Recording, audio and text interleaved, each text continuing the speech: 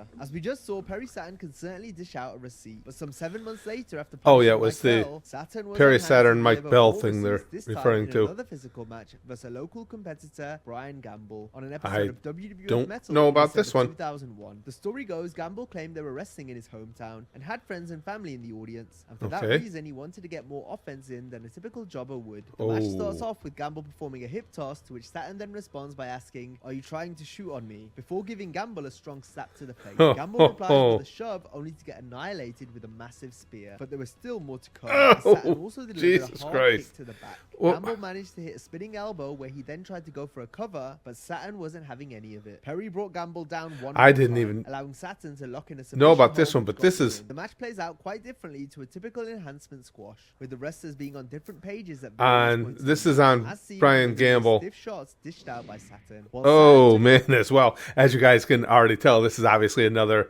episode of Wrestling Receipts. I don't have any sympathy for the kid there.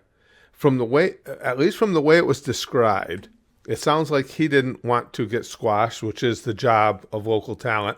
If they let you get in anything, and some of the guys do, some of the WWE guys will, that's a bonus.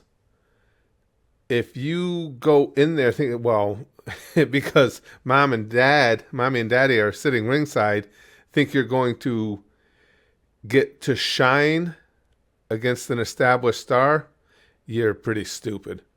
The whole thing with Mike Bell, Perry Saturn went way too overboard. The thing is here, we don't get all the details. I want to go back a little, but I'm thinking he might have gone a little too overboard here, but the kid deserved to get smacked around. Gamble managed to hit a spinning elbow, where he then tried to go for a cover, but Saturn wasn't having any of it. Perry brought Gamble down one more time, allowing Saturn to lock in a submission hold, which got the win. The match plays out quite differently to a typical enhancement squash, with the wrestlers being on different pages at various points in the match, as seen from the numerous stiff shots dished out by Saturn. That was a pretty good head snap on that spear too. Yeah, I got no sympathy for the kid.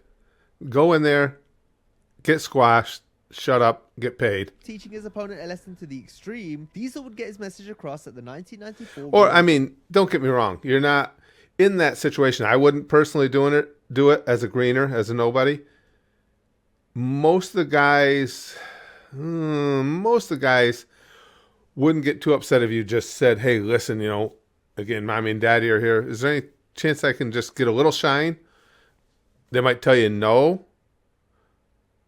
But to decide that you're going to just take some, yeah, that's a bad move. Rumble with some good old-fashioned live rounds delivered to the face of Virgil. Diesel would say that Virgil was supposed to come in, take a few hits, and quickly get eliminated, but instead he stayed in the match despite Diesel telling him he had to go. Virgil then angered Diesel by legit hitting him in the face, to which Big Daddy Cool responded with a barrage of stiff elbows before finally dunking Virgil out. Next is the classic. Holy crap, those were stiff. Virgil, hey, again, I've been to a bunch of events and stuff where where Virgil was there. Oh, he was. I've got nothing. Don't get me wrong. I've got nothing bad to say about the guy. He was definitely different, though, and the wheels turned in an odd manner for him. I mean, if he landed a couple shots to Nash's face, he had to expect what he got. Tale of revenge. Although this was just as much real life as it was storyline. On Farooq's first night in the WWF, he would attack Ahmed Johnson, kicking him in the kidney. Right in my kidney. I mean, it felt like a shotgun hit. And I was like, oh, I'll be damned. Yeah, I've heard about this before. No idea anything was wrong until later that night. These when two his breathing began had to change, heat, which led him to go into hospital and ended up being out of action for Oh, a month shit. with a kidney injury as a direct result of Farooq's stiff boot. Ahmed would say he believed Farooq kicked him so hard on purpose, as he felt Farooq was jealous of his success. Farooq later admitted that it was in fact a receipt to teach Ahmed a lesson for being stiff with other wrestlers in the... It's funny, before he said that, I was just going to say, just from what I know of Ron Simmons, I don't doubt that it was intentional, that it was supposed to be a stiff shot, but I doubt it was because he thought that Ahmed Johnson was getting too much shine. Just from what I know of Ron Simmons, I doubt that, and that kind of backed it up. Watch that kick, though. He could have hit him a lot harder if he wanted to. Later admitted that it was in fact a receipt to teach Ahmed it was stiff, but it could have been way worse. He pulled it. That saga didn't end there, as 8 months later, Ahmed would finally get his revenge. He got a receipt for it. He got a receipt for it, delivering a stiff spine buster to Farooq in a match, causing Farooq to break a couple ribs. You know, I got to the point where I sent him back to the hospital. I gave him a spine buster and drove my head in his ribs and broke a couple of his ribs. Oh, he drove his head. I was gonna say this. Okay, because the spine buster looked good. I didn't catch that. He headbutted his ribs basically. In a match, causing Farooq to break a couple ribs. You know, I got to the point where I sent him back to the hospital. I gave him a spine buster and drove my head in his ribs and broke a couple of his ribs. What we know about Ahmed and everything, you guys make the call. I'm not going to say either way. Was that actually a receipt? Because he laid him perfect on the spine buster. Was that actually a receipt? Him driving his head into the ribs? Or was that Ahmed being sloppy and he later claimed it as a receipt? I'm not saying either way. What do you think? Wrestlers hitting each other for real can lead to the match breaking down. I love this story. Antonio took on Antonio Inoki in 1977. You will not see anybody more deserving of a beatdown than the great Antonio. If you guys haven't seen this, it's one of the best ever. Inoki did exactly what you would expect he would do, and he did it well. He kicked the shit out of him. The Japanese legend, but it was some hard clubs to the neck. Look at this. Straw for Inoki. What the hell's wrong with this guy? Rip at the great Antonio with some slaps and stiff kicks that ended up drawing blood. And the great Antonio, let's not forget too, he completely no-sold everything from a legend. I mean, Antonio Inoki was as big as it ever got in Japan. And you just no-sold him and then stiffed him. The great Antonio then laid there, busted open, and Inoki was mercifully declared the winner as the match. Got what you deserve. Yeah, no sympathy at all. I don't know anything about that dude other than from this clip. The great Antonio there.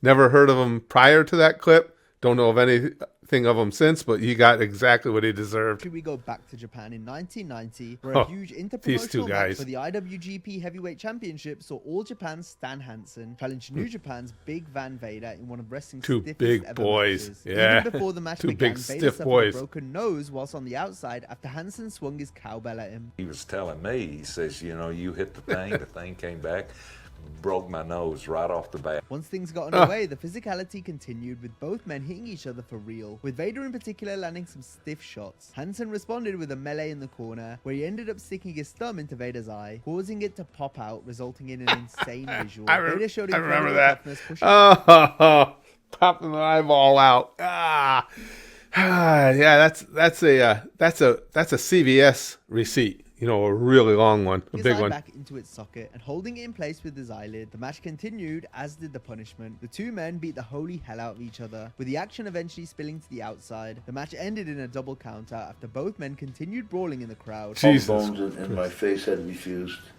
So I mean, all my cheekbone was broken. All this was broken. My whole nose was crushed. Extensive surgery was required on Vader's face following the match. Yeah, I would think. I don't know. You know, some guys like to work stiff. You had two guys that both work snug as hell.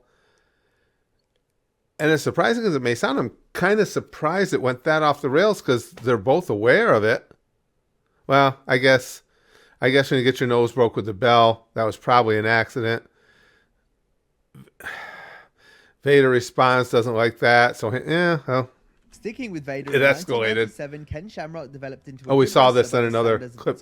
He was notably stiff in the ring, and he and Vader would have some brutal matches. However, on one occasion at In Your House, A Cold Day in Hell, he may have gone a bit too far for the big man's liking. Familiar with the work-shoot genre only and not the less intensive in-house style, he battered Vader with a series of strikes that didn't look great but seemed really painful. Vader was seen on the outside telling Shamrock to ease pretty painful. Up, but Shamrock was so eager that at one point he left his feet while striking and went on to break the Mastodon's nose. Shamrock broke my nose. Instead of kicking me here in the cheek, instead of leading my cheek in, he was turning my nose. He was reverting back to the shoot, and he stuck his knee right in my nose, and it virtually broke my nose. In response, Vader issued a receipt in the form of a clubbing forearm right. Yeah, this is a shot. Vader knocked him clean off his feet. Shamrock actually denied that this was a receipt on Kurt Angle's podcast. Hearing afterwards how people were talking about how Vader laid me out, I'm thinking to myself, what match are they watching? I mean, like, he threw a punch at me, I rolled with the punch, and I went down to sell it. Whether you believe that this was a receipt or not, I'll leave that up to you.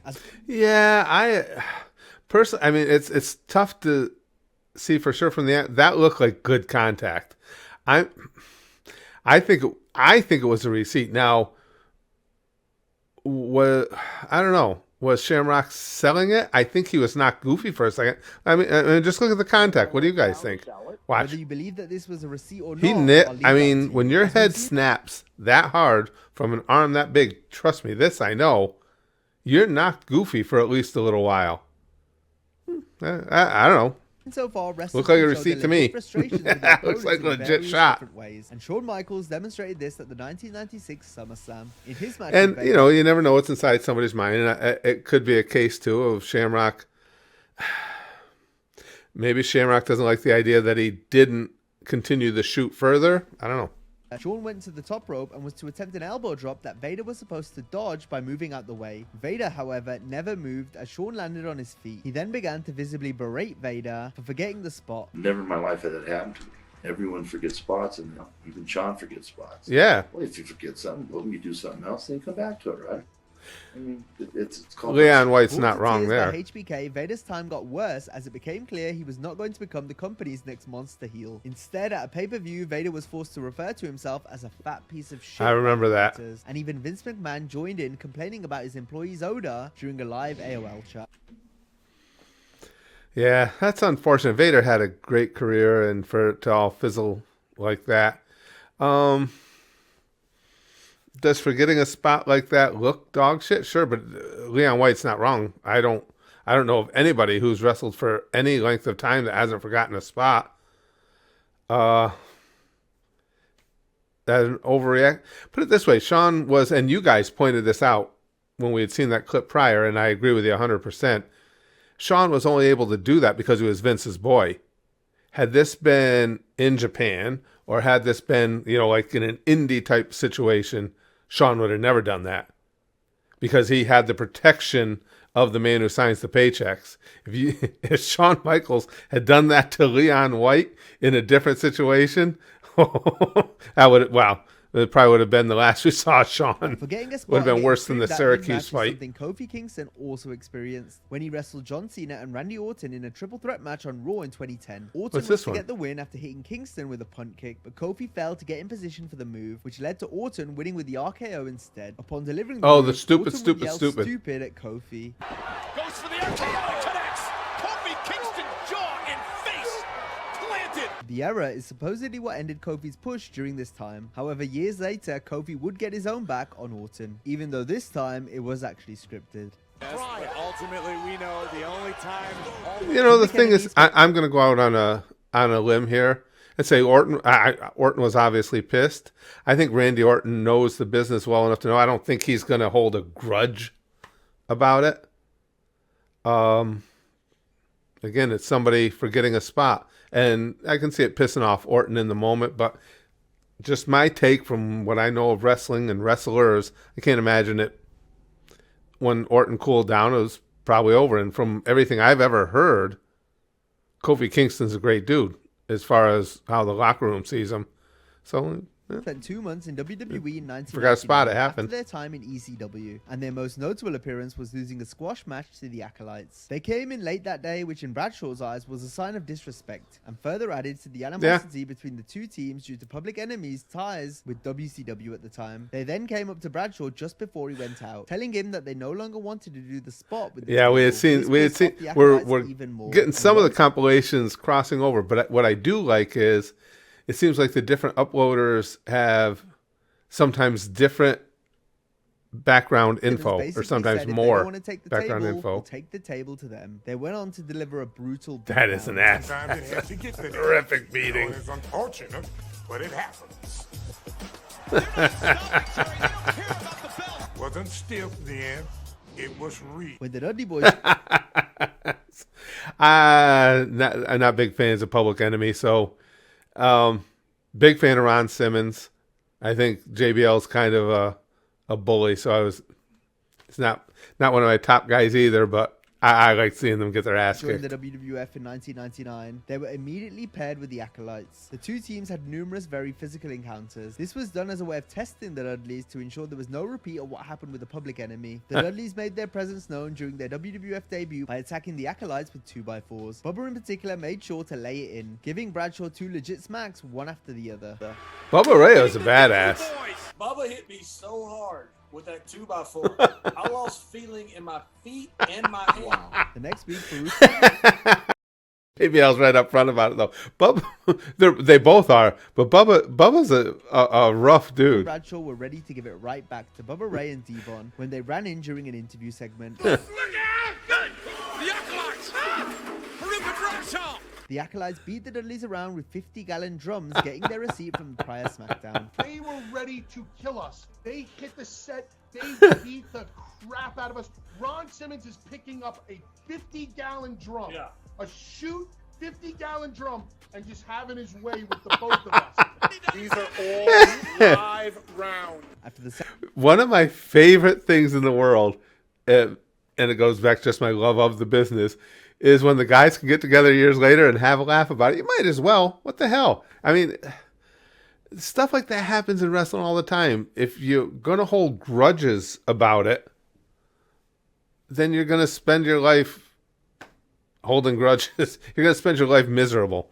segment was over, both teams shook hands and thanked each other. The Yeah, Dudley boys had absolutely. proved they could hang and do business whilst earning the respect of the locker room who were watching on. Now, it That wasn't was just cool. I love seeing them reminisce about it because we in the business y'all run into stuff like that. You get a little, tempers flare here or there, and think something was a little too snug. Then you get over it. Seats. As on an episode of Raw in 2021, Charlotte Flair went one-on-one with Nia Jax. During the bout, there was a miscommunication and Flair started to lay into Jax. It was Now, mainly see, during- he's got a lot more information than the last vid we saw covering this. with Nia Jax. During the bout, there was a miscommunication and Flair started to lay into Jax. It was mainly during the break, so it wasn't captured wow. on television, to which even some of Those the some good announcers were shots. surprised. This is getting ugly. Sure enough, Jax had enough, and in her own words, thought fuck this, and proceeded to give Charlotte a two-piece that rocked Flair back a bit. Charlotte Flair does not have an answer for Nia. Oh, Nia's gonna it's a nice little After the combination. altercation, they got back on track and finished up the match, but it was definitely intense to say the least. Our next Wow, that was a nice little combination there from Nia. And again, I still chalk that. That's why I enjoy this stuff. It's just part of the business.